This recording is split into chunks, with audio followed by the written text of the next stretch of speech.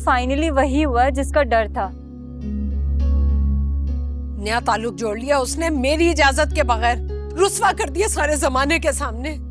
Mummy mummy please please आप इतना गुस्सा ना करें, आपके लिए ठीक नहीं है। माँ की इजाजत के बगैर इतना बड़ा कदम उठा लिया उसने। मैं उसे कभी माफ नहीं करूंगी और अपने घर में नहीं रहने दूंगी उसे। मम्मी प्लीज ठंडे दिमाग से सोचें। वो धमकी देकर गई है कि अगर आपने उसे उस घर में रहने ना दिया तो वो उमर और अफान दोनों को लेकर वहां से चली जाएगी। और अफान की धमकी भी आपने सुन ली थी कि वो ऐनी के खिलाफ कुछ भी बर्दाश्त नहीं करेगा। तो क्या मैं डरती रहूं उसकी धमकियों से? ये सब एमल की वजह से हुआ है। ये रोक नहीं सकी अपनी बहन को। मम्मी मैंने तो कोशिश की थी मगर। मम्मी मम्मी प्लीज हम इसके बारे में सुबह बात कर लेते हैं, अभी घर चलते हैं। हाय हाय शहरियार, वो लड़की मेरी बेटी की खुशियों को खा गई। मेरी इस बेटी की जिंदगी बर्बाद कर दी उसने। और तुम कह रहे हो कल बात करेंगे? मेरी बेटी आज की रात अंगारों पर गुजारेगी और तुम्हें कल बात करनी है। इतनी आसानी से मेरे बेटे पर काबिज नहीं हो सकती। मैं कह रही थी ना तुम लोगों से कि पता करो वो कहां चला गया, लेकिन तुम लोग मुझे टालते रहे। तुम्हें तो पता होगा ना एमल।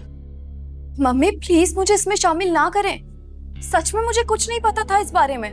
मम्मी कितनी बार तो मैंने उसे कॉल्स किया आपके सामने भी, और उसके बाद उसने फोन बंद कर दिया। तो अपने ससुराल वालों को ही कर लेते फोन, या यूं कहो कि एमल भी मिली हुई थी, तुम सब मिले हुए थे। घर तोड़वा दिया मेरी बच्ची का, अच्छा भला घर बस रहा था। मैं कह रही थी ना तुम्हें, अफान उसके घर गया होगा, तुमने मेरी बात नहीं मानी। मैं जो कह रही थी सब सच था। प्लीज खाला, मेरे ससुराल वालों ने ना मेरा फोन उठाया ना एमल का। हमने बहुत कॉल्स की उन्हें। इसलिए नहीं उठाया कि वहां तो अपनी बेवा बेटी को निपटाने की तैयारियां चल रही थी। बैठे बैठा इस घर का एक और बेटा जो मिल गया। अब मेरी बेटी का क्या होगा बाजी? इसे कौन पूछेगा? अरे पूछ लेगा कोई भी। मैं यहाँ अपने बेटे के लिए परेशान हूँ और तुम्हें अपनी बेटी की पड़ी है। आप अफान को पूछेगा जरूर कि उसने मेरी बेटी के साथ ऐसा क्यों किया। हाँ पूछ लूंगी।